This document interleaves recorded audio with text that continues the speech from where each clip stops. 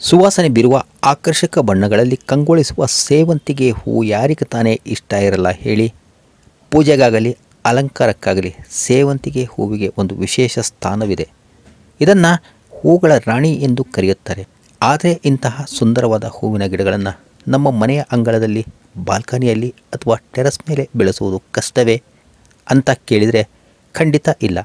ಸೇವಂತಿಗೆ ಗಿಡದ ಪ್ರಮುಖ ವಿಧಗಳು ಮತ್ತು ಅವುಗಳನ್ನು ಮನೆಯಲ್ಲಿ ಸುಲಭವಾಗಿ ಬೆಳೆಸುವ ಸಂಪೂರ್ಣ ವಿಧಾನವನ್ನು ಇಂದಿನ ವಿಡಿಯೋ ತಿಳಿಸಿಕೊಡುತ್ತದೆ.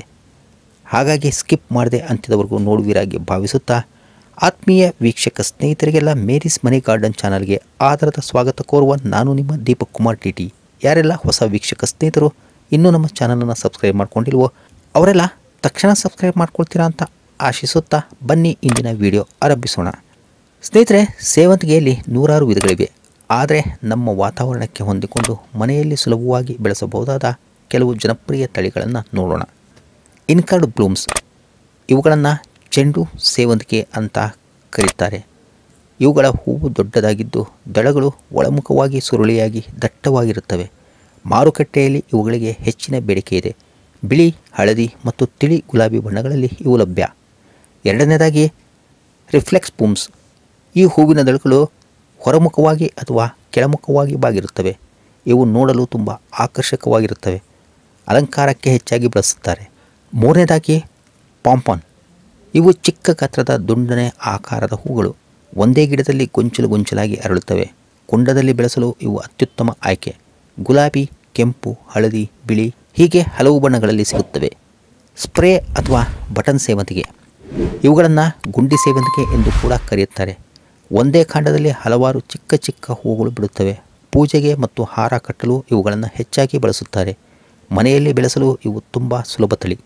ಸ್ಪೈಡರ್ ಬ್ಲೂಮ್ಸ್, ಇವುಗಳ ದಳಗಳು ಜೇಡರದ ಕಾಲುಗಳಂತೆ ಉದ್ದ ಮತ್ತು ತೆಳುವಾಗಿರುತ್ತವೆ. ನೋಡಲು ವಿಶಿಷ್ಟವಾಗಿ ಕಾಣುವ ಇವುಗಳನ್ನು ಅಲಂಕಾರಕ್ಕಾಗಿ ಹೆಚ್ಚು ಬಳಸುತ್ತಾರೆ. ಸ್ನೇಹಿತರೆ, ಇದರಲ್ಲಿ ಪಾಂಪನ್ ಮತ್ತು ಸ್ಪ್ರೇ ಅಂದರೆ ಬಟನ್ ಸೇವಂತಿಗೆ ತಳಿಗಳು ಮನೆಯಲ್ಲಿ, ಅದರಲ್ಲೂ ಹೂವಿನ ಕುಂಡಗಳಲ್ಲಿ ಅಂದರೆ ಪಾಟಿನಲ್ಲಿ ಬೆಳೆಸಲು ಅತ್ಯಂತ ಸುಲಭ ಮತ್ತು ಸೂಕ್ತವಾಗಿದೆ. ಈಗ ಸೇವಂತಿಗೆ ಗಿಡವನ್ನು ಮನೆಯ ಪಾಟ್ಗಳಲ್ಲಿ ಬೆಳೆಸುವ ವಿಧಾನವನ್ನು ಹಂತವಾಗಿ ನೋಡೋಣ. ಸೇವಂತಿಗೆ ಗಿಡಗಳನ್ನು ಸಾಮಾನ್ಯವಾಗಿ ಕಟಿಂಗ್ಸ್ ಅಂದರೆ ಕಡ್ಡಿ ಮೂಲಕ ಬೆಳೆಸಲಾಗುತ್ತದೆ. ಸೇವಂತಿಗೆ ಕಟಿಂಗ್ ಸಿಗಲಿಲ್ಲವೆಂದರೆ ನೀವು ಹತ್ತಿರದ ನರ್ಸರಿಯಿಂದ ಆರೋಗ್ಯಕರ ಸಣ್ಣ ಗಿಡಗಳನ್ನು ತರಬಹುದು. ಗಿಡದಲ್ಲಿ ಯಾವುದೇ ರೋಗ ಲಕ್ಷಣಗಳು ಇಲ್ಲದಿರುವುದನ್ನು ಖಚಿತಪಡಿಸಿಕೊಳ್ಳಿ. ಮಳೆಗಾಲದ ಆರಂಭ ಅಂದರೆ ಜೂನ್ ಜುಲೈ ತಿಂಗಳು ಗಿಡಗಳನ್ನು ನೆಡಲು ಅತ್ಯುತ್ತಮವಾದಂಥ ಸಮಯ. ಸ್ನೇಹಿತರೆ, ಈಗ ಗಿಡಗಳನ್ನು ನೆಡಲು ಕನಿಷ್ಠ 8 ರಿಂದ 10 ಇಂಚಿನ ಆಳದ ಕುಂಡವನ್ನು ಆಯ್ಕೆ ಮಾಡಿ. ಪ್ಲಾಸ್ಟಿಕ್ ಪಾಟಿನ ಬದಲಿಗೆ ಮಣ್ಣು ಅಥವಾ ಸಿಮೆಂಟ್ ಪಾಟ್ಗಳನ್ನು ಬಳಸಿದರೆ ಸೇವಂತಿಗೆ ಸಸಿಯ ಸೂಕ್ಷ್ಮ ಬೇರುಗಳ ಬೆಳವಣಿಗೆ ನಿರಾತಂಕವಾಗಿ ಸಾಗುತ್ತದೆ. ಪಾಟಿನ ಕೆಳಭಾಗದಲ್ಲಿ ನೀರು ಸರಾಗವಾಗಿ ಹರಿದು ಹೋಗಲು ರಂಧ್ರಗಳಿರುವುದು ಬಹಳ ಮುಖ್ಯ. ಹಾಗಾಗಿ ರಂಧ್ರಗಳು ತೆರೆದಿರುವಂತೆ ಎಚ್ಚರವಹಿಸಿ. ಈಗ ಮಣ್ಣಿನ ಮಿಶ್ರಣ ಅಂದರೆ ಪಾಟಿಂಗ್ ಮಿಕ್ಸ್, ಇದು ಬಹಳ ಮುಖ್ಯವಾದ ಹಂತ. ಉತ್ತಮ ಇಳುವರಿಗೆ ಸರಿಯಾದ ಮಣ್ಣಿನ ಮಿಶ್ರಣ ಬೇಕು. ಇದಕ್ಕಾಗಿ 40% ಕೆಂಪು ಮಣ್ಣು ಅಂದರೆ ಗಾರ್ಡನ್ ಸಾಯಿಲ್, ಇದು ಗಿಡಕ್ಕೆ ಆಧಾರವನ್ನು ನೀಡಿದರೆ 30% ಕೊಟ್ಟಿಗೆ ಗೊಬ್ಬರ, ಕಾಂಪೋಸ್ಟ್ ಅಥವಾ ವರ್ಮಿ ಕಾಂಪೋಸ್ಟ್ ಗಿಡದ ಬೆಳವಣಿಗೆಗೆ ಬೇಕಾದ ಪೋಷಕಾಂಶಗಳನ್ನು ಒದಗಿಸುತ್ತದೆ. 20% ಮರಳು, ಸ್ಯಾಂಡ್ ಅಥವಾ ಕೋಕೋಪೀಟ್ ಮಣ್ಣನ್ನು ಸಡಿಲಗೊಳಿಸಿ ನೀರು ಸರಾಗವಾಗಿ ಹರಿದು ಹೋಗಲು ಸಹಾಯ ಮಾಡುತ್ತದೆ. ಬೇವಿನ ಹಿಂಡಿ ಅಂದರೆ ನೀಮ್ ಕೇಕ್, ಇದು ರೋಗಗಳನ್ನು ತಡೆಯುವ ನೈಸರ್ಗಿಕ ಕೀಟನಾಶಕ. ಈ ಎಲ್ಲವನ್ನು ಚೆನ್ನಾಗಿ ಮಿಶ್ರಣ ಮಾಡಿಕೊಂಡು ಪಾಟಿಗೆ ತುಂಬಿ ಕುಂಡದ ಮಧ್ಯದಲ್ಲಿ ಒಂದು ಸಣ್ಣ ಗುಂಡಿಯನ್ನು ಮಾಡಿ ಕಟಿಂಗ್ಸ್ ಅಥವಾ ನರ್ಸರಿಯಿಂದ ತಂದ ಗಿಡವನ್ನು ಕವರ್ನಿಂದ ನಿಧಾನವಾಗಿ ತೆಗೆದು ಬೇರುಗಳಿಗೆ ಹಾನಿಯಾಗದಂತೆ ನೆಡಿ. ನಂತರ ಸುತ್ತಲೂ ಮಣ್ಣನ್ನು ಹಾಕಿ ಗಿಡ ಅಲುಗಾಡದಂತೆ ಸ್ವಲ್ಪ ಒತ್ತಿ ಗಿಡ ನೆಟ್ಟ ತಕ್ಷಣವೇ ಸ್ವಲ್ಪ ನೀರುಣಿಸಿ. ಸೇವಂತಿಗೆ ಗಿಡದ ಉತ್ತಮ ಬೆಳವಣಿಗೆ ಮತ್ತು ಹೂವು ಬಿಡಲು ದಿನಕ್ಕೆ ಕನಿಷ್ಠ 5 ರಿಂದ 6 ಗಂಟೆಗಳ ಕಾಲ ನೇರ ಸೂರ್ಯನ ಬೆಳಕು ಬೇಕು. ಆದ್ದರಿಂದ ಗಿಡವನ್ನು ಬಾಲ್ಕನಿ ಅಥವಾ ಟೆರೆಸ್ನಂತಹ ಬಿಸಿಲು ಬೀಳುವ ಜಾಗದಲ್ಲಿ ಇಡಿ. ಬೇಸಿಗೆಯ ಬಿರುಬಿಸಿಲಿನ ಋತುವಿನಲ್ಲಿ ಬೆಳಗಿನಿಂದ ಮಧ್ಯಾಹ್ನದವರೆಗಿನ ಬಿಸಿಲು ಬೀಳುವ ಸ್ಥಳದಲ್ಲಿ ಇಟ್ಟರೆ ಸಾಕು. ಇನ್ನು ಮಣ್ಣಿನ ಮೇಲ್ಪದರ ಒಣಗಿದಾಗ ಮಾತ್ರ ನೀರು ಹಾಕಿ. ಪ್ರತಿದಿನ ನೀರು ಹಾಕುವ ಅವಶ್ಯಕತೆಯೇ ಇಲ್ಲ. ಅತಿಯಾದ ನೀರು ಬೇರು ಕೊಳೆಯಲು ಕಾರಣವಾಗಬಹುದು. ಇದಾದ ನಂತರ ಗಿಡಗಳು ಪೊದೆಯಂತೆ ದಟ್ಟವಾಗಿ ಬೆಳೆದು ಅತ್ಯಧಿಕ ಹೂ ಬಿಡಲು ಪಿಂಚಿಂಗ್ ಮಾಡಬೇಕಾಗುವುದು. ಇದು ಅತಿ ಮುಖ್ಯವಾದಂಥ ತಂತ್ರ. ಗಿಡ ನೆಟ್ಟ 3-4 ವಾರಗಳ ನಂತರ ಗಿಡ ಸುಮಾರು 6 ರಿಂದ 8 ಇಂಚು ಎತ್ತರದಷ್ಟು ಬೆಳೆದಾಗ ಅದರ ತುದಿಯ ಚಿಗುರನ್ನು ಕಟರ್ನ ಸಹಾಯದಿಂದ ಅಥವಾ ನಿಮ್ಮ ಬೆರಳುಗಳಿಂದ ಚಿವುಟಿ ಹಾಕಿ. ಇದಕ್ಕೆ ಪಿಂಚಿಂಗ್ ಎನ್ನುತ್ತಾರೆ. ಹೀಗೆ ಮಾಡುವುದರಿಂದ ಗಿಡವು ಪೊದೆಯಂತೆ ಹರಡಿಕೊಂಡು ಹೆಚ್ಚು ಕವಲುಗಳು ಬಂದು ಪ್ರತಿ ಕವಲಿನಲ್ಲಿಯೂ ಹೂವುಗಳು ಅರಳುತ್ತವೆ. ಇದರಿಂದ ಅತ್ಯಧಿಕ ಹೂವಿನ ಇಳುವರಿ ಸಿಗುತ್ತದೆ. ಈಗ ಗೊಬ್ಬರ ಮತ್ತು ಪೋಷಕಾಂಶಗಳನ್ನು ಒದಗಿಸುವ ಸಮಯ. ಸ್ನೇಹಿತರೆ, ಗಿಡ ನೆಟ್ಟ 1 ತಿಂಗಳ ನಂತರ ಪ್ರತಿ 20ರಿಂದ 25 ದಿನಗಳಿಗೆ ಒಮ್ಮೆ 1 ಹಿಡಿ ಕೊಟ್ಟಿಗೆ ಗೊಬ್ಬರ ಅಥವಾ ಎರೆಹುಳು ಗೊಬ್ಬರವನ್ನು ಗಿಡದ ಬುಡಕ್ಕೆ ಹಾಕಿ. ಮೊಗ್ಗು ಬರುವ ಸಮಯದಲ್ಲಿ ಸಾರಜನಕ, ರಂಜಕ ಮತ್ತು ಪೊಟ್ಯಾಷ್ ಅಂದರೆ NPK ಸಮೃದ್ಧವಾಗಿರುವ ದ್ರವ ರೂಪದ ಗೊಬ್ಬರ ನೀಡಿದರೆ ಹೂವುಗಳು ದೊಡ್ಡದಾಗಿ ಮತ್ತು ಆಕರ್ಷಕವಾಗಿ ಅರಳುತ್ತವೆ. ವಿವಿಧ ಬಗೆಯ ದ್ರವ ಗೊಬ್ಬರಗಳನ್ನು ತಯಾರಿಸುವ ವಿಧಾನಗಳ ಮಾಹಿತಿ ಹೊಂದಿರುವ ಪ್ಲೇ ಲಿಸ್ಟನ್ನು ಡಿಸ್ಕ್ರಿಪ್ಷನ್ನಲ್ಲಿ ನೀಡಲಾಗಿದೆ. ಆಸಕ್ತ ವೀಕ್ಷಕ ಸ್ನೇಹಿತರು ಇದರ ಸದುಪಯೋಗ ಪಡಿಸಿಕೊಳ್ಳಬಹುದು.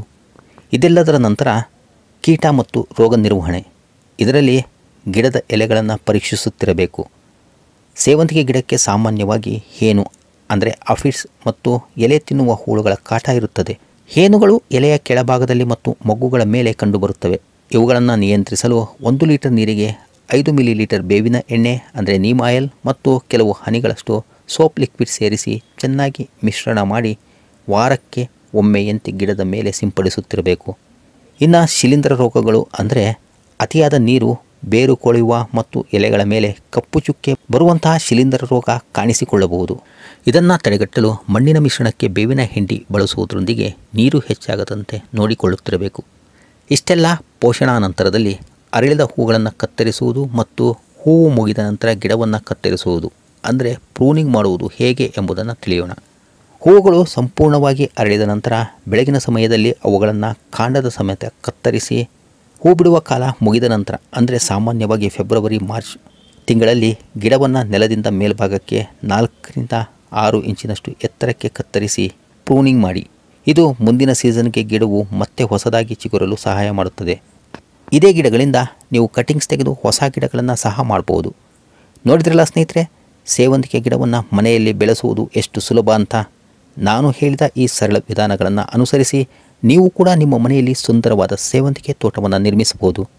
ಈ ವಿಡಿಯೋ ನಿಮಗೆ ಇಷ್ಟವಾದರೆ ದಯವಿಟ್ಟು ಲೈಕ್ ಮಾಡಿ, ನಿಮ್ಮ ಸ್ನೇಹಿತರೊಂದಿಗೆ ಶೇರ್ ಮಾಡಿ ಮತ್ತು ಮೇರೀಸ್ ಮನೆ ಗಾರ್ಡನ್ ಚಾನಲ್ಗೆ ಸಬ್ಸ್ಕ್ರೈಬ್ ಆಗುವುದನ್ನು ಮರೆಯಬೇಡಿ. ನಿಮ್ಮಲ್ಲಿ ಯಾವುದೇ ಪ್ರಶ್ನೆಗಳಿದ್ದರೆ ಕಮೆಂಟ್ ಬಾಕ್ಸ್ನಲ್ಲಿ ಕೇಳಿ. ಮುಂದಿನ ಸಂಚಿಕೆಯಲ್ಲಿ ಮತ್ತೊಂದು ಆಸಕ್ತಿದಾಯಕ ವಿಷಯದೊಂದಿಗೆ ಮತ್ತೆ ಭೇಟಿಯಾಗೋಣ. ಅಲ್ಲಿಯವರೆಗೂ ಸರ್ವೇ ಜನಾಃ ಸುಖಿನೋ ಭವಂತು. Happy gardening. ಧನ್ಯವಾದಗಳು. ನಮಸ್ಕಾರ.